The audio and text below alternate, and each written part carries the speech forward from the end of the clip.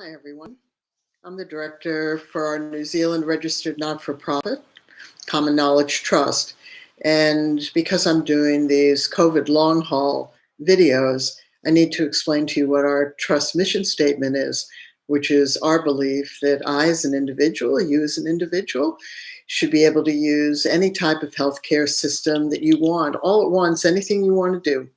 And there are basically three types of healthcare systems. There's modern medicine, there's traditional healthcare, and there's natural wellness. I'm also a naturopath with 50 years of experience, and I contracted COVID in March of 2020, and have definitely been a person who's experienced post-COVID symptoms. And because I came, fortunately, from a background of having taken care of myself for many, many years, and yes, I do use modern medicine when I feel it's appropriate. I use all sorts of things. And I just keep on working toward my own wellness. So today, this is going to be a difficult topic because a lot of people on the COVID long haul Facebook groups are talking about depression, anxiety, fears, and panic. And this is such a broad topic. Without a doubt, the medical profession has medications to reduce those things. And in some ways, within modern medicine, they're sort of lumped in kind of together as sort of psychological kind of something. Natural health field separates them out, particularly in systems or methods like homeopathy. So for instance, if you search homeopathic remedies for fear of dying, you're going to find a different remedy than if you search homeopathic remedies for fear of the future. So if you're working with these elements of depression, anxiety, fear, and panic attack, it's really both a lot of work, it's a lot of persistence, and it's about finding multiple approaches to how you can feel better. What I've learned is 50 years as a naturopath, because I'm not trained, I didn't want to be trained to diagnose, prescribe, or treat, then what I do is I educate. However, when I work with people, there will be people who have been diagnosed as X. Like I worked a great deal with people with severe physical disabilities. They weren't going to get better. However, they had certain symptoms that created episodes, and those episodes were intense. They bothered them. And the episodes lasted for a length of time, and that bothered them. And there was very little space between the episodes, or they wished there was more space between the episodes. So all of us can work to find things that reduce the intensity of the episodes, decrease the length of the episodes, and increase the space in between. It doesn't happen overnight, usually. Sometimes it takes quite a bit of time. I'm a year away from having acute COVID, and I'm still working on some of the symptoms. Some of the symptoms have resolved. For instance, I lost a heap of hair like a lot of us do. And that's quite natural after we have something that's as severe as COVID. And yes, I did use something. One is I used shampoos for hair loss, and then I got a B vitamin called Biotin in capsule form, and I diluted it in warm water. And after I wash my hair, I put the warm water and Biotin on, and I do this, and eventually my hair stopped losing it. It's not as thick as it used to be, but it's what it is. So there are some post-COVID symptoms that are just sort of problematic because we're but others like depression, anxiety, fear, and panic attacks really have a profound effect on us. We can deal with these things by psychology. We can deal with them with supplements, with modern medicine, with homeopathics, with things like brain waves. YouTube is flush with lots of things we can do to help ourselves, different forms of meditation. I've used all of these. Depression isn't new in my life. I didn't come after COVID. Like all of us, have episodes of feeling depressed. We lack energy. We feel anxious. We're fearful. And many of us suffer periodically, some more than others, panic attacks. One of the things that I became trained in quite recently, in the last 6 years, has been breathing. Now, there's a man by the name of James Nestor, Nestor, who's written a book called, I think, Breathe or Breath. He's an investigative journalist, and he studied all these different breathing techniques. And when asked by people which one's the best, he commented, which is absolutely my understanding of it, is they all work for the purpose they're designed to work for. So in the early 70s, when I became a natural health practitioner, and I worked with hundreds of fathers and mothers who developed the birthingbetter.org childbirth skills for women and birth coaching skills for dads. We were working at a time in the United States in the early 1970s when there was a rise in the natural birth movement. And in that were two breathing techniques. Now, traditional cultures throughout the world have many different breathing techniques. You can find them on YouTube. There's a beautiful Shaolin lung exercise. So they all have them. And in the early 1970s, there was rebirthing, which was hyperventilation in order to stimulate a healing crisis. And then holotropic breath work, same thing. However, I became an instructor of Buteyko, which was a Russian doctor dealing with asthma and COPD and panic attacks and sleep disorders and sleep apnea and snoring. And what I found was that that particular method was changing lifestyle breathing. It takes time, takes patience. However, for me, it was really, really worthwhile. Partly because even though I'm a very sophisticated naturopath, if someone said to me, there's a sympathetic nervous system, I'd have gone, what's that? And if they had said there's a parasympathetic nervous system, I'd have gone, what's that? And just by their names, I would assume the sympathetic nervous system was the calm one. And I'd be dead wrong. Okay. So the sympathetic nervous system is our fright, flight, fight, freeze, shuts down our cardiovascular system. It gets stimulated when we have anxiety, when we have depression, when we have panic attacks. That's what happens. Our body goes into hypervigilant mode, and we are very reactive to everything. We can jump at a sound. We can snap at people when we don't want to. So the sympathetic nervous system shuts us down. This virus is new. This virus causes our sympathetic nervous system to go into hyperdrive because our immune system is trying to figure out how to deal with something it's not familiar with. Right now, there's a heaps of discussion about what these vaccines actually do. I'm not going to get into that now, but you need to understand that what those vaccines in some ways are trying to do is to get our immune system to recognize this particular new virus, not all the variants, and then to mount an effective response, which means that it doesn't have this long-lasting immune trigger. And we all had heard that when people get really, really, really, really, really sick, they have this cytokine storm, which is when the immune system has just lost its plot, really. So what we're trying to deal with when we have residual long-haul depressions and stuff like that is really to calm our immune reaction. We're no longer in an acute phase. Our body may or may not have fully metabolized out all this virus. And really one of the number one ways to do it is drinking a warm oral rehydration, 3 to 5 liters a day that you make up yourself, slightly salty, no iodine if possible. But if you have only that, so be it. No artificial sweeteners, and you don't have to use those. Okay? So any sweet. And when you drink it, you want to drink it till your tummy says that's enough. And then wait a little while and do that again. The more you can help your body flush out any metabolic waste of the virus, then will help you. Because part of depression is that our body gets so toxic that our brain is very aware of that.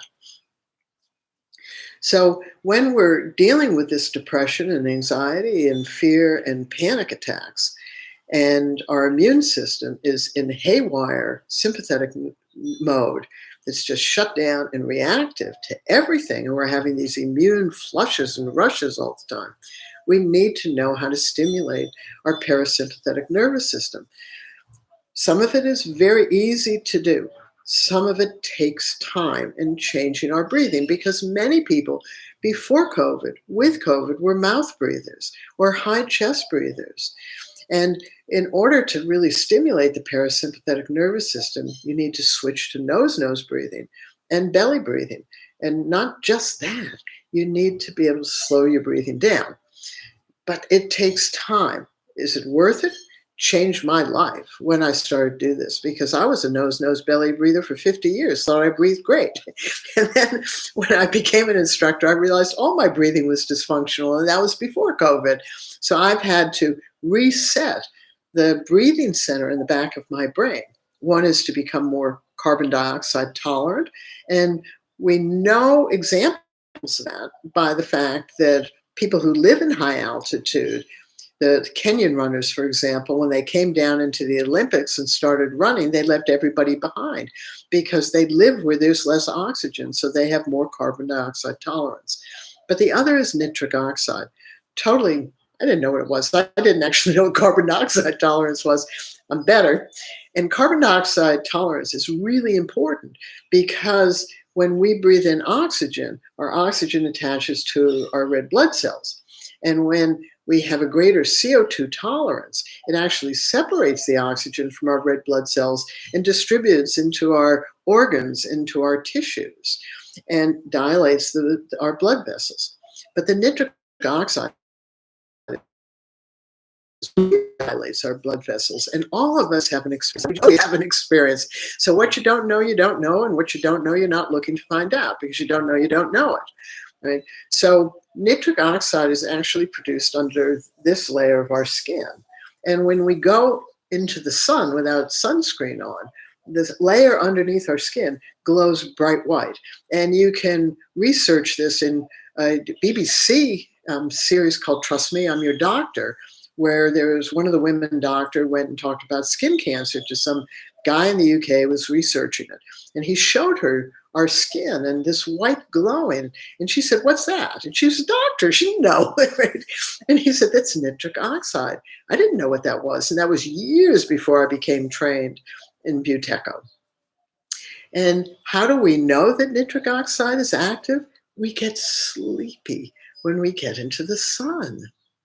That is our parasympathetic nervous system. Perfect example. We calm down.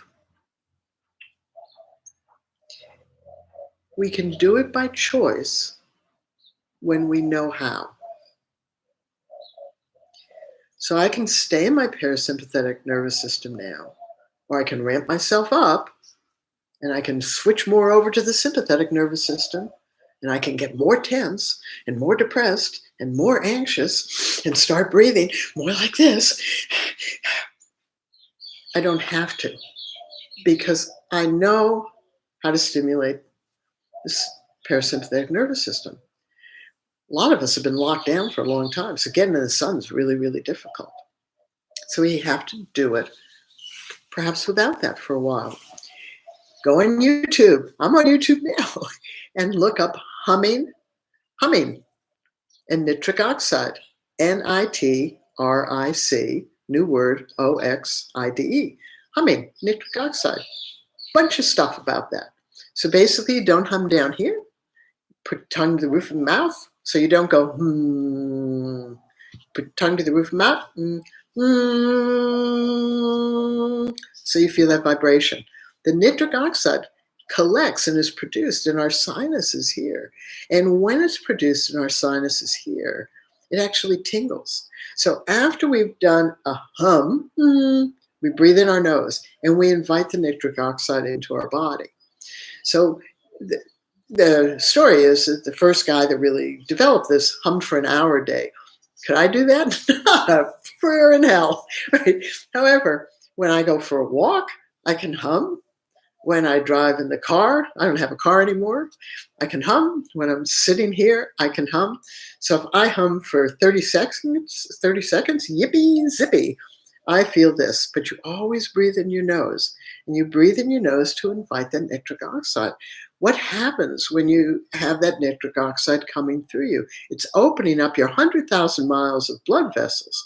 So you begin to have warmer hands, warmer feet, and a warmth in your chest. It also opens up the alveoli in your lungs and the blood vessels in your heart. So, and it's great for athletes because when you get the oxygen detached from the hemoglobin, You don't get as much lactic acid buildup because the oxygen is being used by your organs. Have you ever thought about why some people just don't seem to get as tired exercising? It's because of this carbon dioxide tolerance, which we can all develop, and a greater production of nitric oxide. So when we're looking at depressions, we want to look at them as episodes. There are lots of really good herbs out there, and they vary, but really the best herbs are what are called adaptogens. And whenever you can get anything, try to get it in a capsule, open it up, taste it. It's tolerable, make it as a tea and sip it, because we have what are called proprioceptive cells in our mouths, in our fingers, in our genitals, in our toes, knees and elbows. We know that if you bang your elbow, it hurts like a mother. But if you bang here, it doesn't, right? Because this doesn't have proprioceptive cells. Proprioceptive cells translate the outside world into our body. And when they've done research, it takes 1/1500th of a second to go from your mouth to your brain. So when you're taking substances that you want to change you, to reduce the intensity of the episode, to shorten the episode so that there's more space between them, if you sip something, or homeopathics, you just put them in your mouth, because you're not trying to force them through your digestive system. And then if you feel change, be pleased. Now, having worked with people for 50 years, this is what I can tell you. A lot of people don't want to change. Honestly, they identify their character or their very being by what they feel. So they'll sit there and they'll say, I'm just a depressed person, or I just get angry easily. Right? That's who they are. That's who they identify with. They have no desire to change. That's just who they are. They think character's written in stone. It's not. It's written by choice. Right? And sometimes the other thing is that people don't want to recognize change because we're used to, and it's really only been since the 1990s, this belief is, I don't feel very well. I'll wait a few days. I'll go to the doctor. They'll give me something. I'll get fixed. So a lot of people say to me, can you fix me? Can you cure me? And it's just like, what are you talking about? But what they're really talking about is the belief that the medical profession is going to give them something that's going to fix or cure them. Because that's our belief as modern people, is what benefit is the medical profession if they can't cure you or fix you? That's what this whole thing about vaccines are, isn't it? Is we don't want this virus just continuing to cruise through our communities, so we're going to vaccinate people. And then that's going to stop the virus, isn't it? It's going to fix the problem. I grew up during the polio era, right? So trust me, I understand what hope and vaccines do. So what we need to understand is that when people have an episode that's very intense and it lasts for a period of time, and they do something for themselves, because when I work with people, you're going to do something for yourself. People will come back and say, I'm not any better. And I'll go, okay, are you 0.0000000000000000? And when they laugh, I put a 1 there. Because if they can get that better, they can drop a 0 off the next time. It's a question of they're recognizing it. And most people don't recognize it. They really think they should go from 100% feeling crappy to 100% feeling better. And it's unrealistic, and it's silly to think that way, and it's not mature. Nothing that we do is like that. So we can't treat our health like that. We don't cook a meal like that. We don't go, oh, I'm hungry. Even if we go get a takeaway, somebody had to cook the darn thing, right? So we have to, as COVID long haul people, understand that we are really the first generation of people who are having these symptoms. We're not going to be the last. I really firmly believe, being the director of Common Knowledge Trust, that our job is to begin to really self-experiment.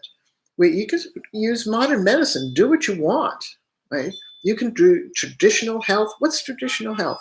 Well, you go on YouTube, Shaolin breathing, that would be traditional health.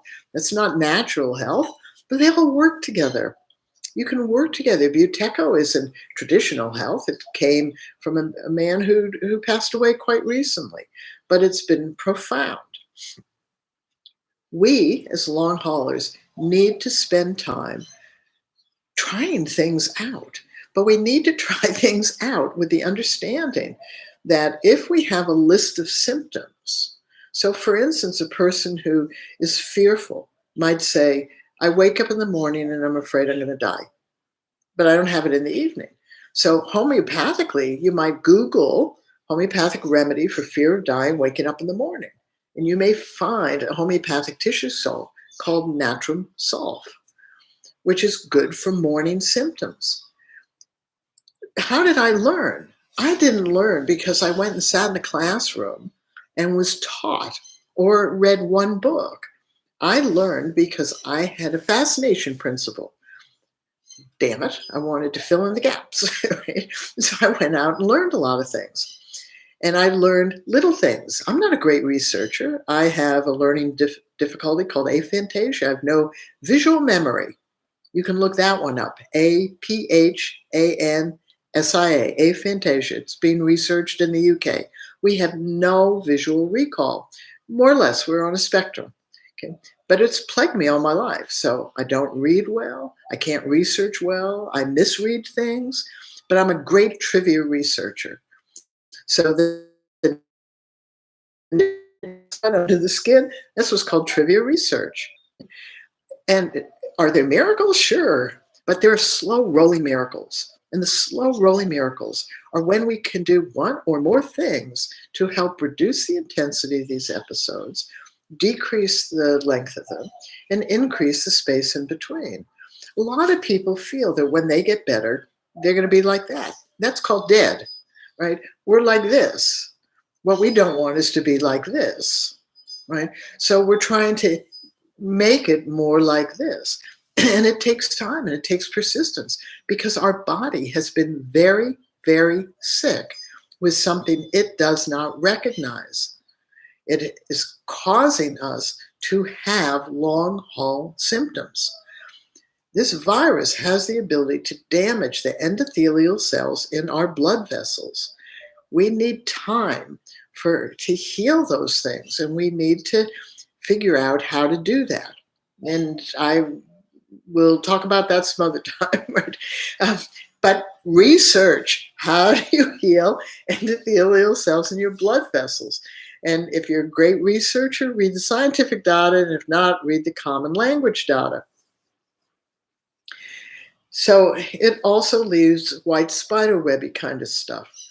Our response homeopathically would be the tissue salt Kali Mur, potassium chloride, because that deals with white snot, sticky snot, right, and slimy snot. And if we're having that in our lungs as a residual, why not give it a go? So we have the ability to change our breathing to nose, and belly breathing. And Buteco's more than that. It's learning to calm our breathing down by humming high up here, collecting the nitric oxide and drawing it in, and feeling ourselves become calmer. Does being calmer stop bad thoughts? Not necessarily. Traditional concepts of mind is that we choose to think bad thoughts, or we can choose to not think bad thoughts. That's what meditation is about. Meditation will say either focus on a bad thought until it dissolves, or just see it as a moving picture that goes through us, and just let it go through us while we breathe and while we are calm. It's called the monkey mind or the stampeding elephant. Or we can choose to find a list of negative emotions and find a list of positive emotions. And then try to say, if I have these negative emotions, I'd prefer to have these positive ones. So if somebody feels frightened, they may not say, I want to feel calm, because that's hard. But they might say, I want to feel grateful for something, and then focus on that. Native Americans had a way of dealing with this, which was to go someplace and vomit out your negativity. and then cover it over and plant something beautiful. Why not? Why not be creative? What are we left with? So this is the end of my talk on COVID about depression, anxiety, fear, and panic attacks. I would love to find a way to do just some exercises, which I will probably do over a period of time. I happen to have lost my live Facebook streaming service at the moment. And so I'm directly on YouTube, which I don't prefer to be on. However, make any comments you want, and I'll try to address those as best I can. So thank you for listening. Please spread these videos if you think that they have any value.